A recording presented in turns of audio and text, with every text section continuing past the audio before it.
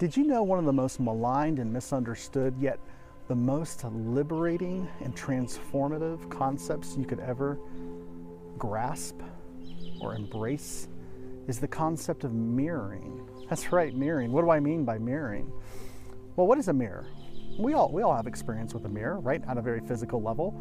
We look into the mirror, maybe as we're getting ready for the day, we see our reflection being mirrored back to us. But mirroring is actually a concept, an understanding of the way the world or the way the universe works.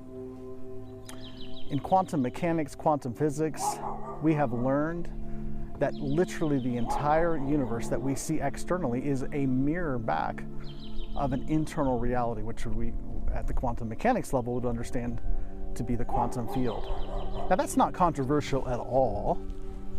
It's not controversial at all at that level. But where it becomes controversial and yet also transformative is when we understand the concept of mirroring at an individual life, individual basis level. Now, let me give you an example of this. Okay, there's two components of mirroring that can absolutely be game changers for us. First, it's the component of pattern recognition, right? When we see a pattern being mirrored back to us, it can be very liberating. Now, let's just use the example of what we're seeing happen nationally in current events, right? There's a conflict happening in Europe between Russia and Ukraine, and people are very concerned by that, rightfully so. It's very disturbing, right? And the world is reacting, and America is reacting, and companies are pulling out of Russia, and lots of virtue signaling is happening, right? Yeah, that's happening. But did you know that since 2001, the United States of America has dropped approximately about 326,000 bombs and missiles over the last 20 so years? That's about 45, 46 bombs and missiles a day on sovereign countries. Hundreds of thousands of civilians have been killed. But there was no outcry, there was no boycotting, there was no rush to judgment. It just was business as usual. But then when we see it happening in a country like Russia doing it, there is outrage. Now, why does it affect us so much? Yes, it's wrong. Of course, it's horrific, the loss of life. But there's something deeper happening here. The reason it is deeply affecting of us is because it's mirroring back to us our own behavior, our own disposition as a nation. Even the situations that led to the conflict, something is being mirrored back to us that is very uncomfortable for us to see. But if we will take some time to see it, we can actually transform it in ourselves. This concept can seemingly put victims to blame, right? A lot of people say that the concept of mirroring is really just another way of victim shaming, right? So if something negative or bad happens to you, it must be your fault. And this is where we can lose or misunderstand the concept of mirroring. To understand this concept, it in no way suggests that people are to blame for abuse or hard or difficult situations that happen to them. It's not what that means at all. Let me give you an example of this.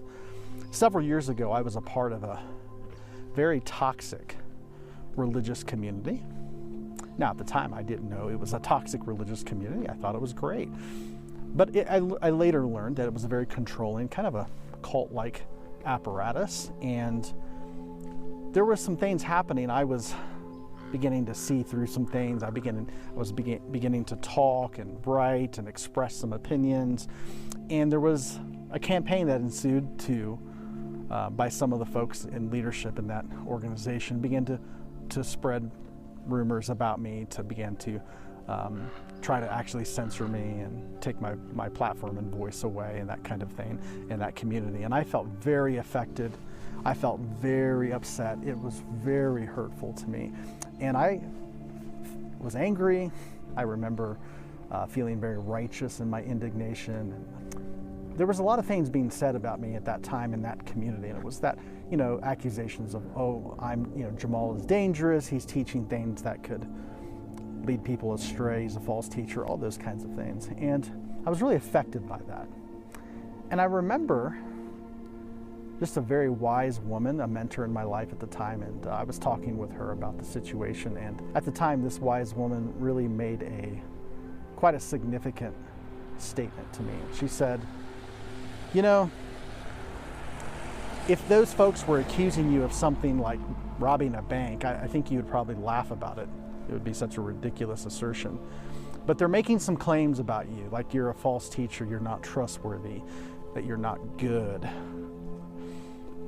And if those thoughts or dispositions, if those concepts were not already inside of you, they would not affect you. But because they're reflecting back maybe some deep-seated beliefs that you have about yourself, and you're not yet sure that what they're saying is false. And she looked at me and she said, I know your goodness, and I know that those are just lies about you, but do you know that? And she said, I don't think you actually know that. And that's why this is affecting you so much. See, what they're doing to you is mirroring back to you your own unconscious, subconscious beliefs about yourself. Because when you understand who you are and your goodness, nobody can silence you. Nobody can take your voice. You are the only person that can censor yourself. Nobody can do it for you. It was extremely liberating. And I say all that to say, does that mean I was at fault, that I caused this smear campaign to happen to me? No, it wasn't my fault. It was actually an opportunity for me to become free. They were just mirroring back to me my own beliefs about myself. It's always easier to point the finger outside of us, to blame somebody outside of us for the source of our pain, than it is to take a look internally and to ask ourselves what is being shown to us. We cannot do this internal introspective work if we're in the concept of assigning blame. This is not about blame. This is about understanding. So when I was able to do that internal work and heal that, I became free of that entire community. It no longer occupied mental real estate in my mind. It no longer zapped my energy. I was free. And I say that to you to say, now, that doesn't mean there won't be people who try to silence me or censor me in the future. No, things happen all the time. Negative things can happen to us. There's so many things out there that happen beyond our control. That's life. But nobody can affect you internally if it's not already there. People still try to censor me and silence me now, but it does not affect me because I know that I am the one that has power over my voice. This is the concept of mirroring. I hope that makes sense.